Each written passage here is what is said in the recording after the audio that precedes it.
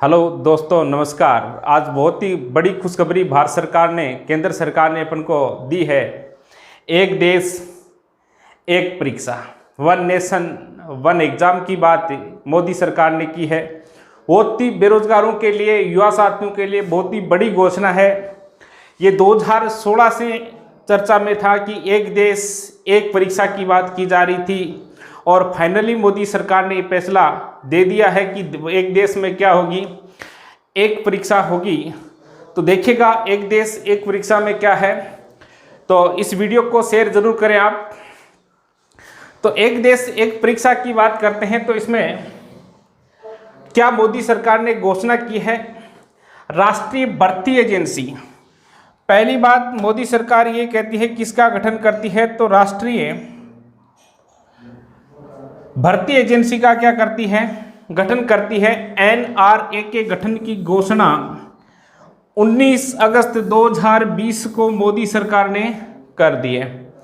NRA के गठन की सूचना या शक्ति या अनुमति या स्वीकृति कब दे दी है, मंजूरी 19 अगस्त 2020, मतलब कल के दिन क्या दे दी है, इसकी अनुमति दे दी गई है। राष्ट्रीय भर्ती एजेंसी, देखो राष्ट्रीय में 20 से ज़्यादा एजेंसियां क्या करवा रही है, वर्तमान में भर्ती करवा रही है। पूरे देश में अलग अलग राज्यों में अलग अलग एजेंसियां हैं और उनके स्थान पर एक एजेंसी बनाई जाएगी जिसका नाम है राष्ट्रीय भर्ती एजेंसी। ठीक है। एनआरए शब्द क्या होगा, ज़्यादा चर्चा में नेशनल रिक्वायरमेंट एजेंसी की बात की गई। 2 दिन से बड़ा चर्चा में शब्द है एनआरए, राष्ट्रीय भर्ती एजेंसी। जैसे टीसीएस कंपनी, सतवंत कंपनी, इस प्रकार से अलग अलग कंपनी है।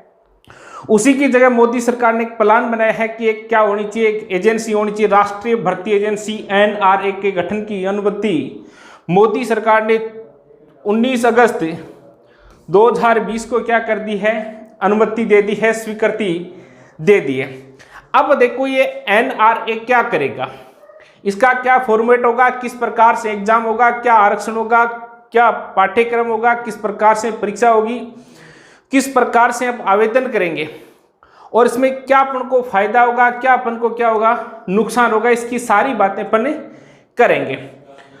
तो राष्ट्रीय भर्ती जो एजेंसी है एनआरए है, वो क्या करेगा, एक एग्जाम कंडक्ट करेगा। एग्जाम का नाम है साझा पात्रता परीक्षा। कौन सी एग्जाम है, साझा पात्रता परीक्षा, और शॉर्ट में बोलेंगे इसको सीईटी।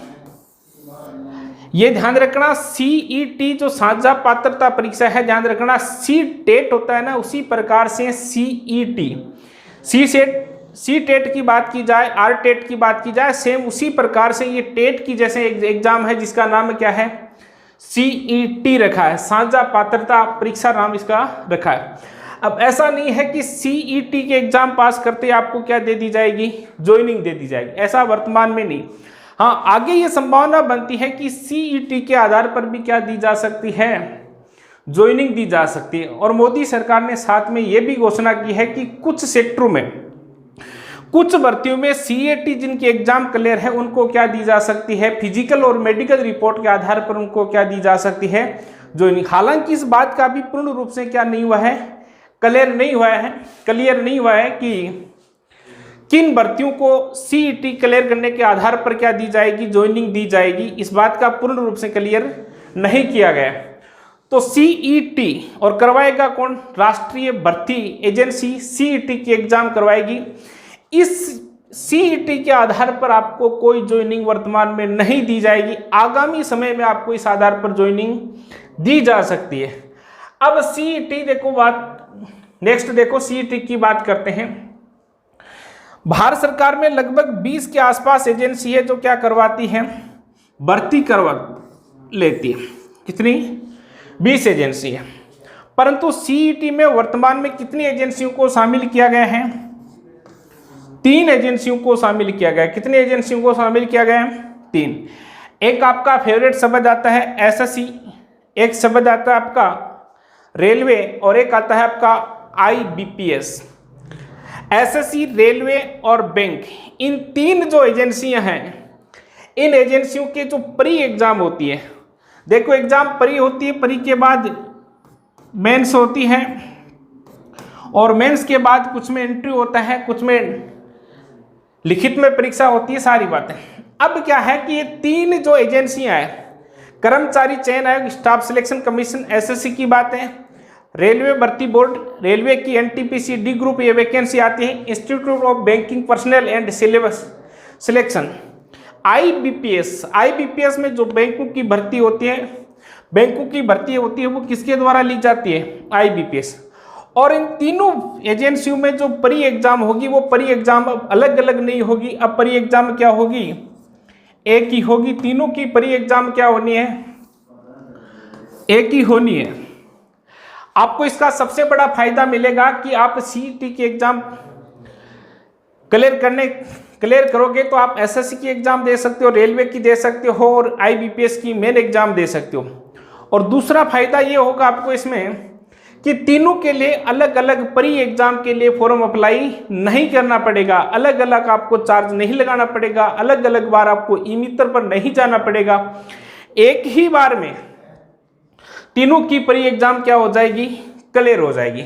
और प्री एग्जाम जैसे ही क्लियर होगी तो आप अंक के आधार पर आप ये तय कर सकते हो कि मैं एसएससी में, रेलवे में या बैंक के लिए क्या हूँ, क्वालिफाई कर सकता हूँ। इस आधार पर आप क्या कर सकते हो? सीईटी की बात कर सकते हो। तो सबसे बड़ी बात, सबसे लाभ, अलग अलग फॉर्म नहीं लगाना पड़ेगा, अलग अलग फीस नहीं देनी पड़ेगी, तीनों की प्री एग्जाम कंबाइंड ही होगी। एक ही आपको क्या करनी होगी? तैयारी करनी होगी। तो सीईटी में वर्तमान में कितनी एजेंसियों को शामिल किया गया है? 3 एजेंसियों को शामिल किया गया है, एसएससी, रेलवे और आईबीपीएस। और इन 3 एजेंसियों की कौन सी भर्तियां होगी? पूरी भर्तियां नहीं होगी, केवल गैर तकनीकी परीक्षा, जो टेक्निकल एग्जाम है वो नहीं होंगे। केवल कौन से एग्जाम होंगे? गैर टेक्निकल, नॉन टेक्निकल एग्जाम है वो किस में होंगे? सीईटी में होंगे। टेक्निकल एग्जामों का अभी कोई प्रावधान नहीं किया गया। जैसे कर एसएससी में जेई की जो परीक्षा आती है वो आपकी टेक्निकल है, आईबीपीएस में एसओ की जो एग्जाम आती है वो आपकी टेक्निकल है, वो भी इसमें शामिल नहीं होगी। एसएससी में जेई की एग्जाम शामिल नहीं होगी। और रेलवे में जैसे जूनियर इंजीनियर है, लोको पायलट है, इस प्रकार की एग्जाम का जो परी है वो सीईटी में शामिल नहीं होगा, ये ध्यान रखना है। केवल कौन सी परीक्षाओं को शामिल किया गया है? तो गैर तकनीकी परीक्षाओं को। वर्तमान में सीईटी में कितनी एजेंसियों को शामिल किया गया है? 3 एजेंसियों को शामिल। कौन कौन सी? एसएससी, रेलवे और आईबीपीएस। इन तीनों की पहले परी अलग अलग देनी पड़ती थी, परंतु वर्तमान में परी का क्या कर दिया गया है? एक सिस्टम कर दिया गया है। तीनों के लिए आपको परी अलग अलग नहीं देनी होगी, तीनों के लिए एक ही एग्जाम क्लियर करनी होगी। कौन सी? सीईटी। क्लियर है बात? अब देखेगा सीईटी में कैसे, तो वर्तमान में आगामी ऐसा है कि इनके अलावा 20 एजेंसी भी, सभी की सभी एजेंसी भी किसमें शामिल की जाएगी? सीईटी में। और वर्तमान में तो इस 3 ही सेक्टर में क्या दी जाएगी इसकी ज्वाइनिंग। आगामी क्या होता है कि सेंट्रल गवर्नमेंट, आगामी सरकार का प्लान है कि सेंट्रल गवर्नमेंट, स्टेट गवर्नमेंट और निजी क्षेत्र, प्राइवेट क्षेत्र, इन सभी में आपको किसके आधार पर ज्वाइनिंग दी जाएगी? सीईटी के आधार पर ज्वाइनिंग दी जाएगी। ध्यान रखना, निजी क्षेत्र के में भी आप क्या दे सकते हो? सीईटी का डिप्लोमा दे सकते हो। मोदी सरकार का बड़ा ऐलान है। जैसे कल ही एक ऐलान हुआ था मोदी सरकार का कि जो राजस्थान का जयपुर इंटरनेशनल एयरपोर्ट है, उसका सांगानेर इंटरनेशनल एयरपोर्ट है, उसका क्या कर दिया गया है? निजीकरण कर दिया गया है। तो उस प्रकार की संस्थाओं में भी यदि आप ज्वाइनिंग लेते हो तो सीईटी का डिप्लोमा आप दिखा सकते हो। ये स्थिति वर्तमान की नहीं है, आगे की क्या है?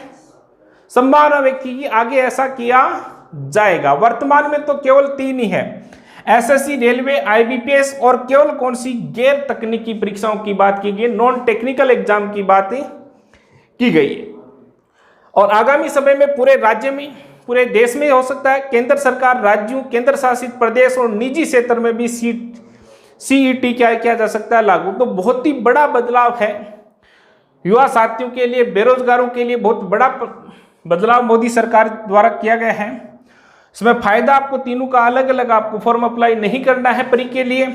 और जैसे ही आपकी सीईटी की एग्जाम क्लियर होगी, ध्यान रखना, सीईटी की एग्जाम क्लियर होगी तो तो आप मेंस के लिए अलग अलग एजेंसियों में भी क्या करना पड़ेगा, आपको अप्लाई ही करना पड़ेगा। सीईटी क्लियर है अर्थात इन तीनों सेक्टर की प्री एग्जाम क्लियर है, और मेंस के लिए आप इन अलग अलग एजेंसियों में क्या कर सकते हो, अप्लाई कर सकते हो। एसएससी में जाना चाहते हो तो एसएससी की जो एजेंसी है उसमें अप्लाई करना पड़ेगा वर्तमान स्थिति, आगे इसमें परिवर्तन होगा। रेलवे में जाना चाहते हो, रेलवे के लिए आपको अलग से अप्लाई करना पड़ेगा, और आईबीपीएस में जाना चाहते हो तो आईबीपीएस के लिए भी आपको क्या करना पड़ेगा, अलग ही फॉर्म अप्लाई करना पड़ेगा। तो ये केवल प्री एग्जाम है, इसके आधार पर सिलेक्शन नहीं होगा, ज्वाइनिंग नहीं दी जाएगी। इसके बाद आप अपने पात्रता अंक के आधार पर अलग अलग एजेंसियों में क्या कर सकते हो, अप्लाई कर सकते हो। लगभग भारत में रेलवे के लिए 3 करोड़, कितने करोड़ की बात की गई, 3 करोड़ लोग फार्म लगाते हैं। ऐसा बताया जाता है कि जितने ऑस्ट्रेलिया महाद्वीप की पॉपुलेशन है उतने तो भारत में रेलवे डी ग्रुप के लिए बेरोजगार बैठे। 3 करोड़ बेरोजगारों को सीधा सीधा लाभ है, बार बार एग्जाम देने के लिए नहीं जाना पड़ेगा, एक ही बार एग्जाम देने के लिए जाना पड़ेगा, और 1.25 लाख वैकेंसी ये तीनों सेक्टर एक वर्ष में करवाते हैं, एसएससी, रेलवे और आईबीपीएस। पूरे भारत में 1,25,000 क्या लेती हैं, ये भर्ती लेती हैं। इनके लिए आपको बार बार अप्लाई नहीं करना पड़ेगा, इसलिए सीईटी क्या कर दी, एक ये। सीईटी का दूसरा फायदा देखें, जैसे मान लीजिए आप एसएससी की एग्जाम देते हो तो एसएससी में आप प्री करते हो, प्री के बाद मेंस करते हो, सीजीएल की बात है, मेंस के बाद लिखित में देते हो, और जैसे ही आप फाइनल स्टेप पर आपका सिलेक्शन नहीं हुआ तो वापस कहाँ से स्टार्ट करना पड़ता है, प्री से स्टार्ट करना पड़ता है। अब आपको सीईटी एग्जाम क्लियर करने के बाद प्री से स्टार्ट नहीं करना पड़ेगा, सीधा डायरेक्ट कहाँ आएगा, आपका मेंस पर आएगा। ठीक है, वर्तमान स्थिति में कोई कैंडिडेट है, कोई स्टूडेंट है, प्री पास करता है, मेंस पास करता है, फाइनल इंटरव्यू में रह जाता है तो उसको वापस पहली स्टेप से चलना पड़ता है, प्री करनी पड़ती है, मेन करना पड़ता है, इंटरव्यू करना पड़ता है। अब परिवर्तन हो गया, फाइनल लिस्ट में आपका नंबर नहीं आया तो आपको वापस प्री की तैयारी नहीं करनी होगी, डायरेक्ट किसकी तैयारी करो, आप मेंस की तैयारी करो। तो सीईटी का सबसे बड़ा फायदा ये भी आपके लिए है। तो वर्तमान में सीईटी में कितनी एजेंसियां शामिल है, 3 एजेंसियां शामिल है, एसएससी, रेलवे, आईबीपीएस। आईबीपीएस की एग्जाम अलग होती है, वो अब प्री कौन करवाएगा, सीईटी करवाएगा। नेक्स्ट देखिएगा, पढ़ाई के स्तर के आधार पर क्या होगा, एनआरए जो राष्ट्रीय भर्ती एजेंसी है वो 3 स्तर पर सीईटी संचालित करेगा। बहुत ही महत्वपूर्ण बात है, ध्यान से देना है इस बात को, बात एक एक पॉइंट आपको क्या है समझना है। तो पढ़ाई आपका जो एजुकेशन का जो लेवल है, इस लेवल के आधार पर एनआरए राष्ट्रीय भर्ती एजेंसी है जो 3 स्तर पर क्या करेगी, आपकी सीईटी एग्जाम लेगी, सीईटी संचालित करेगी। देखो 3 स्तर की बात करें, ग्रेजुएशन है, हाई सेकेंडरी है और मैट्रिक है। आप ग्रेजुएशन, हाई सेकेंडरी और मैट्रिक तो जानते ही हो, मैट्रिक में 10th क्लास आती है, हाई सेकेंडरी में 12th क्लास आती है, और ग्रेजुएशन में बीए, बीकॉम, बीएससी आता है, सामान्य की बात। जैसे मैं एसएससी की बात बताऊं, एसएससी पर तीनों लेवल की एग्जाम आती है, बैंक में इस प्रकार का ऑप्शन कमी है, हाई सेकेंडरी का ऑप्शन नहीं आता है, मैट्रिक का भी ऑप्शन बैंक में नहीं आता। रेलवे में 3 स्तर की एग्जाम होती है। जैसे एसएससी की बात करें तो एसएससी की एमटीएस की जो वैकेंसी आती है, एसएससी की जो एमटीएस की वैकेंसी आती है वो 10th लेवल की आती है। किस लेवल की आती है, 10th लेवल की आती है। हायर सेकेंडरी पर आपने सुना होगा 10+2, और ग्रेजुएट स्तर पर सीजीएल आता है आपका, और सीपीओ भी आता है। अब क्या है कि सीईटी कितने स्तर पर संचालित होगा, तो ध्यान रखना कितने स्तर पर संचालित होगा, 3 स्तर, 10th लेवल पर होगा, 12th लेवल पर होगा और ग्रेजुएशन लेवल पर होगा। इस बात का अर्थ यह है कि यदि आप एमटीएस की मुख्य परीक्षा देना चाहते हो तो मैट्रिक लेवल की आपको सीईटी एग्जाम पास करनी पड़ेगी। यदि 10+2 लेवल का आप एग्जाम देना चाहते हो, मेन परीक्षा, मुख्य परीक्षा का, तो आपको हायर सेकेंडरी स्तर की सीईटी एग्जाम क्लियर करनी पड़ेगी। और graduation level CGL, CPO, SI कि आप एग्जाम देना चाहते हो तो सीईटी किस लेवल की क्लियर करनी पड़ेगी, ग्रेजुएशन लेवल की। कहने की बात है 3 स्तर पर सीईटी की एग्जाम होगी। मैट्रिक स्तर पर अलग होगी, हाई सेकेंडरी पर अलग होगी और ग्रेजुएशन पर क्या होगी, अलग होगी। यह भी आपको ध्यान रखना है, पाठ्यक्रम सेम है, सिलेबस क्या होगा, सभी स्तर का सेम होगा। मैट्रिक स्तर का हो, हाई सेकेंडरी का हो या ग्रेजुएशन स्तर का हो, सिलेबस पाठ्यक्रम क्या होगा, समान होगा। उस पाठ्यक्रम में किसी प्रकार का परिवर्तन नहीं। ऐसा नहीं है कि मैट्रिक में आपकी इंग्लिश नहीं आएगी, हाई सेकेंडरी में इंग्लिश आएगी और ग्रेजुएशन में आपका जीके नहीं आएगा, ऐसा नहीं है। तो पैटर्न रहेगा आपका इंग्लिश, मैथ, रीजनिंग और जनरल साइंस, ठीक है, यही पैटर्न रहेगा सबका सब। परंतु इसमें लेवल क्या होगा, जैसे जैसे आप लेवल पर जाओगे वैसे वैसे क्वेश्चन का एक लेवल बढ़ेगा, न कि पाठ्यक्रम चेंज होगा। ऐसा नहीं होगा कि जैसे मान लीजिए कि आप मैट्रिक स्तर की एग्जाम देना चाह रहे हो तो मैट्रिक स्तर में इंग्लिश नहीं होगी, ऐसा नहीं होगा। या हाई सेकेंडरी की लेवल का देना चाहते हो तो इसमें रीजनिंग नहीं होगी, या ग्रेजुएशन लेवल में देना चाहते हो तो इसमें जीके, ऐसा कोई फॉर्मेट नहीं है। सिलेबस क्या है, चारों का, तीनों स्तर का समान होगा। बस जैसे आपका लेवल बढ़ेगा क्वेश्चन की क्या होगी, लेंथ बढ़ा दी जाएगी, लेवल बढ़ा दिया जाएगा। पैटर्न पाठ्यक्रम वही रहेगा। अब पाठ्यक्रम में आएगा क्या, इस बात का क्लियर अभी नहीं किया गया है कि जो सीईटी की एग्जाम है इसमें पाठ्यक्रम क्या होगा। तो सीईटी एग्जाम कितने स्तर पर होगी, 3 स्तर पर होगी।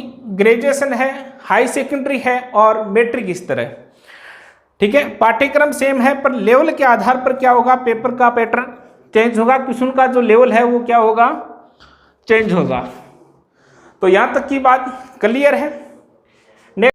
तो देखो नेक्स्ट पॉइंट की बात करते हैं, पाठ्यक्रम की बात आती है। पाठ्यक्रम क्या है, बहुत ही अच्छी बात है। पाठ्यक्रम में आपका 2 बातें करेंगे, एक तो सिलेबस की बात करेंगे, एक लेवल के आधार पर पाठ्यक्रम क्या होगा। तो पाठ्यक्रम में बात की जाए कि जैसे आप मैट्रिक स्तर पर देते हो, सेकेंडरी लेवल पर देते हो या ग्रेजुएशन लेवल पर देते हो तो पाठ्यक्रम में आपका किसी प्रकार का परिवर्तन नहीं है। मान लीजिए कि आपके पाठ्यक्रम में इंग्लिश है, मैथ है, रीजनिंग है और जीएस है। मैट्रिक के लेवल पर भी सीईटी में यही होगा, सेकेंडरी लेवल पर भी यही होगा और क्या होगा, ग्रेजुएशन लेवल पर भी ये होगा। परंतु अभी ध्यान रखना, English, math, reasoning, GS clear नहीं किया गया है कि इसमें क्या पॉइंट आएंगे, कौन सा सब्जेक्ट नहीं आएगा, इसके लिए कोई क्लियर आपका नहीं किया गया। दूसरी बात करें सिलेबस की, सिलेबस में आपको बता दिया कि सिलेबस अभी कोई निर्धारित नहीं है, स्पष्ट नहीं हुआ है कि किस प्रकार का सिलेबस इसमें दिया जाएगा। एक अनुमान लगाया जाता है कि एसएससी के पैटर्न का क्या दिया जा सकता है, सिलेबस, क्योंकि 2016 से सीईटी का लोगो कौन यूज कर रहा है, राष्ट्रीय भर्ती एजेंसी का लोगो है, कौन यूज कर रहा है, एसएससी यूज कर रहा है। इसलिए एक अनुमान लगाया जा सकता है कि पाठ्यक्रम किस आधार का होगा, तो एसएससी आधार का ही होगा। अब देखिएगा प्रश्न पत्र की बात करते हैं। प्रश्न पत्र केवल सीईटी की बात की गई है, मेन का प्रश्न पत्र नहीं है। और इसमें 2 बातें की, एक बात बताई गई है कि सीईटी का जो प्रश्न पत्र होगा वो ऑब्जेक्टिव टाइप होगा, ऑप्शन के क्वेश्चन आएंगे, लिखित में आपका नहीं आएगा। इस प्रकार की आपको चिंता नहीं लेनी है कि सीईटी का पेपर कहीं लिखित में हो। तो ध्यान रखना दोस्तों, सीईटी का पेपर लिखित में नहीं है, ऑप्शन के आधार पर होगा। और मेंस, सीईटी की एग्जाम पास करने के लिए आपको मेंस अलग अलग एजेंसियों में अप्लाई करना पड़ेगा और मेंस अलग अलग एजेंसियों में एसएससी, रेलवे और आईबीपीएस अलग अलग एजेंसियों में आपको अप्लाई करना पड़ेगा। तो सेम पैटर्न जो पहले था आईबीपीएस का, एसएससी 10+2, सीजीएल, सीपीओ, रेलवे की जो मुख्य परीक्षाएं होती हैं उनका जो पैटर्न पहले था वही क्या होगा अब है। इसमें किसी प्रकार केवल प्री एग्जाम में क्या किया गया है, परिवर्तन किया गया है। मुख्य परीक्षा में किसी प्रकार का परिवर्तन नहीं किया गया है।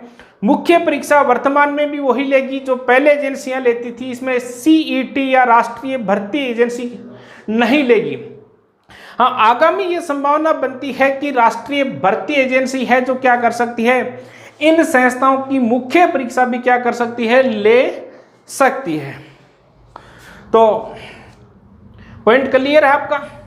अब देखिएगा भाषा की बात करते हैं, लैंग्वेज की बात करते हैं। सामान्यतः आपने पेपर देखा होगा कि कितने लैंग्वेज में आता है, 2 लैंग्वेज। एसएससी का देखें, बैंक का देखें, रेलवे का देखें, 2 लैंग्वेज आता है, हिंदी और अंग्रेजी। परंतु सीईटी का जो पेपर है उस पेपर में भाषा कितनी होगी, 12 भाषा होगी। और आने वाले समय में जो भारत में टोटल 22 भाषा है, अनुसूची 8 में जो 22 भाषा है, उन 22 भाषाओं में भी ये पेपर होगा। तो वर्तमान में ये भाषाओं को कितने भाषाओं की अनुमति दी है कि 12।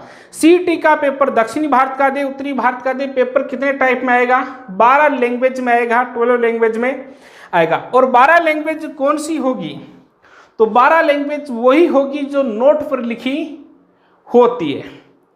तो बात क्लियर हो गई कि भाषा लैंग्वेज की बात है, लैंग्वेज पहले कितनी थी 2 और वर्तमान में कितनी लैंग्वेज कर दी गई है, 12 लैंग्वेज। और 12 लैंग्वेज कौन सी होगी, 12 लैंग्वेज वही होगी जो नोट पर लिखी मिलती है। परीक्षा, अब देखो इसकी परीक्षा की बात करते हैं। सीईटी की परीक्षा, सीईटी की परीक्षा 1 वर्ष में कितनी बार आयोजित की जाएगी, 2 बार आयोजित की जाएगी। अब इस बात को अच्छे से सोचना कि 1 वर्ष में 2 बार। वर्तमान स्थिति में सीईटी की एग्जाम 2 बार करवाने की घोषणा की गई। 1 वर्ष में सीईटी की एग्जाम कितनी बार करवाएंगे, 2। परंतु सीईटी की 1 वर्षमान में वर्तमान स्थिति के आधार पर कितनी एग्जाम होगी, 6 एग्जाम होगी। कैसे, 2 मैट्रिक लेवल की, 2 सेकेंडरी लेवल की और 2 किस लेवल की, ग्रेजुएशन लेवल की। तो सीईटी की एग्जाम 1 वर्ष में 2 होनी है, परंतु कुल मिलाकर कितनी होनी है, 6 होनी है। तो परीक्षा की बात कर दी गई, कोई व्यक्ति कितनी बार परीक्षा दे सकता है, तो सीईटी की परीक्षा कोई व्यक्ति कितनी भी बार क्या कर सकता है, आवेदन कर सकता है। और मान लीजिए कि आपकी सीईटी की एग्जाम में यह भी थोड़ा सा ध्यान रखना है कि सीईटी की एग्जाम आपने दी और पीछे वाली सीईटी की एग्जाम में आपको 90% मिले हैं और इस बार की सीईटी की एग्जाम में 80% मिले हैं, तो आपका डिप्लोमा जो सर्टिफिकेट है वो कौन सा मान्य होगा, 90% वाला। ये कोई गारंटी नहीं कि अपन एग्जाम दे रहे हैं तो आगे वाले एग्जाम में परसेंटेज ज़्यादा होंगे, कम भी हो सकते हैं। मान लीजिए कि अपन ने 90% अंक प्राप्त किए, आने वाले एग्जाम में अपन ने 95% अंक प्राप्त किए, तो मान्य कौन सा होगा, 95 वाला। तो परीक्षा 1 वर्ष में 2 बार कोई कैंडिडेट कितनी भी बार क्या दे सकता है, परीक्षा दे सकता है। इसकी टाइम परीक्षा देने की लिमिट है जो नहीं तय की गई है। आप अपने नंबरों में क्या कर सकते हो, इंप्रूव कर सकते हो, वृद्धि कर सकते हो। तो पाठ्यक्रम की बात होगी, पाठ्यक्रम अभी अधूरा है, परंतु पाठ्यक्रम 3 स्तर का क्या रहेगा, सेम। प्रश्न पत्र ऑब्जेक्टिव टाइप होगा, परंतु कितने क्वेश्चन होंगे, किस सब्जेक्ट के कितने क्वेश्चन होंगे, बात स्पष्ट नहीं की गई है। भाषाओं की बात क्लियर की गई है कि कितने भाषाओं में पेपर होगा, 12 भाषाओं में, और आगे इसको क्या किया जा सकता है, बढ़ाया जा सकता है। परीक्षा की बात भी क्लियर कर दी है, 1 वर्ष में कितनी परीक्षा, 2 परीक्षा होगी और 3 स्तर है, तो कुल परीक्षा कितनी होगी, 6। और आवश्यकता पड़ी तो परीक्षा को भी क्या कर सकते हैं, बढ़ा सकते हैं। 2 की जगह 1 वर्ष में 3 परीक्षाओं का आयोजन किया जा सकता है, 4 परीक्षाओं का आयोजन किया जा सकता है। परंतु वर्तमान स्थिति में कितनी परीक्षाओं का आयोजन, तो 2 परीक्षाओं का आयोजन किए जाने की बात की गई है। नेक्स्ट पॉइंट देखो, रजिस्ट्रेशन, आवेदन किस प्रकार से करोगे। आवेदन के लिए ज़्यादा नहीं करना है आपको, ऐसा नहीं कि रेलवे की भर्ती आ गई, बैग उठाकर चल गए, डॉक्यूमेंट लेकर इमी तब पर ये 500 रुपये लीजिएगा फॉर्म अप्लाई। रजिस्ट्रेशन पोर्टल बनाया जाएगा और उस पर क्या कर सकते हो, आप आवेदन कर सकते हो। हर प्री एग्जाम के लिए आपको अलग से आवेदन करना पड़ेगा, हर सीईटी के लिए क्या करना पड़ेगा, आवेदन करना पड़ेगा कि मैं ये सीईटी की एग्जाम दूंगा। तो रजिस्ट्रेशन पोर्टल होगा। परीक्षा केंद्र बहुत ही महत्वपूर्ण और सबसे लाभदायक बात भी परीक्षा केंद्र की है। तो परीक्षा केंद्रों की देखो बात करते हैं अपन कि परीक्षा केंद्र, जैसे सबसे बड़ी समस्या अपने पास यही आती थी, परीक्षा केंद्र। दिल्ली पुलिस के एग्जाम में अपन सीकर के तो दिल्ली एग्जाम देने के लिए जाना पड़ता था, जयपुर जाना पड़ता था। कोई बाड़मेर का कैंडिडेट है और दिल्ली पुलिस के एग्जाम देता है तो उसे दिल्ली जाना पड़ता था। इस प्रकार की बहुत बड़ी समस्या थी। और महिला जो उम्मीदवार है उनके लिए और ज्यादा समस्या थी।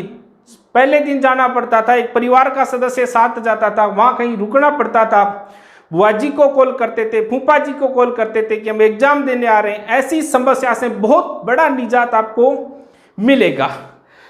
तो परीक्षा केंद्रों में देखो, इस राष्ट्रीय भर्ती एजेंसी ने क्या घोषणा की है, इस राष्ट्रीय भर्ती परीक्षा ने घोषणा की है कि प्रत्येक जिला स्तर पर क्या होगा, एक परीक्षा केंद्र होगा।